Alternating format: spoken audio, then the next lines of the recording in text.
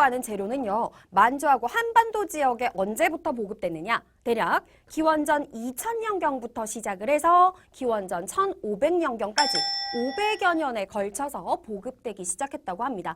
자, 그런데 이 청동은요, 구하기 쉬운 재료가 아니었어요. 만들어야 되는 거였거든요. 구리라고 불리는 고체로 된 광물이 있고 주석이라고 불리는 고체로 된 광물이 있는데 이 두 광물을 높은 온도에서 가열을 합니다.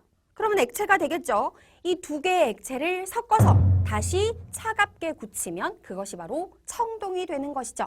즉 청동은 만들기도 어렵고 그래서 구하기도 쉽지 않았기 때문에 아무나 가질 수 있는 건 아니었고요. 주로 지배계급들이 이용하는 몸을 장식하는 장신구 혹은 제사를 지낼 때 쓰는 제사용 도구 혹은 무기 같은 것들을 주로 만들었다고 합니다. 자, 그렇다면 여기서 궁금증, 사람들이 일상생활에서 사용하는 여러 가지 도구나 혹은 농사를 지을 때 사용하는 농기구는 과연 무엇으로 만들었을까요?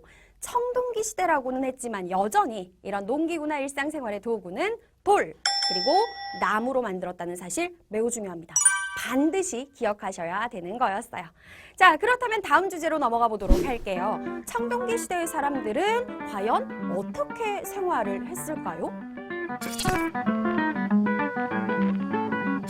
생활 모습 첫 번째, 바로 농경부터 출발해 보도록 하겠습니다. 이 농사를 짓는 것이 처음으로 시작된 시기는 신석기였지만 신석기 시대에는요, 벼농사를 아직까지 시작하지 못했어요. 이 벼농사가 조금 까다로운 농사거든요. 그러다가 농업기술이 발달한 청동기 시대가 되면서 드디어 처음으로 벼농사가 시작이 됐습니다. 그래서 다양한 작물들, 벼농사를 포함한 여러 가지의 농사를 짓기 시작했고요. 그리고 농사를 지은 수확물은 반달돌칼을 이용해서 이삭을 잘라서 수확을 했다고 합니다. 그리고 토기가 만들어졌는데요. 아무런 무늬가 없다라는 뜻의 민무늬 토기를 만들어서 이 토기의 곡식을 저장하기도 하고 이 토기를 이용해서 요리를 해먹기도 했다고 하죠.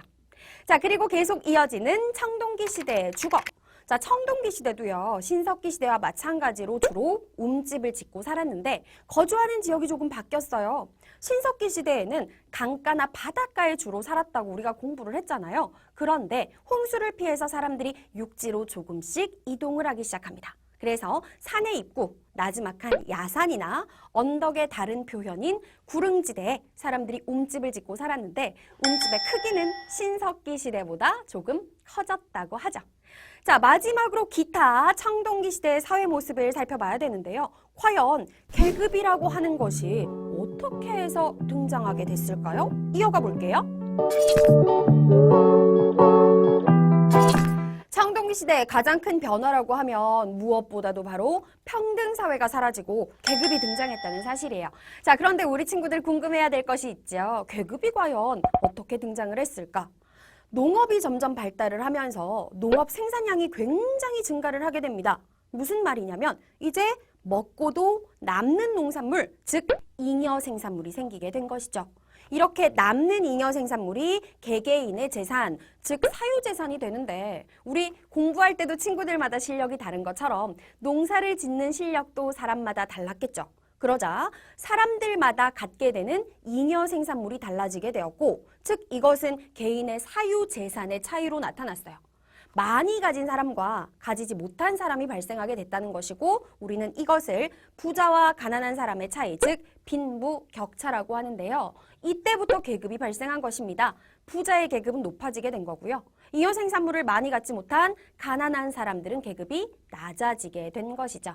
자, 계급이 처음 등장한 것은 바로 이러한 방식이었습니다. 자, 그런데 이 여러 계급 중에서도요, 부족 전체를 다스리는 최고의 권력자를 우리는 부족장, 군장, 족장이라고 얘기를 합니다.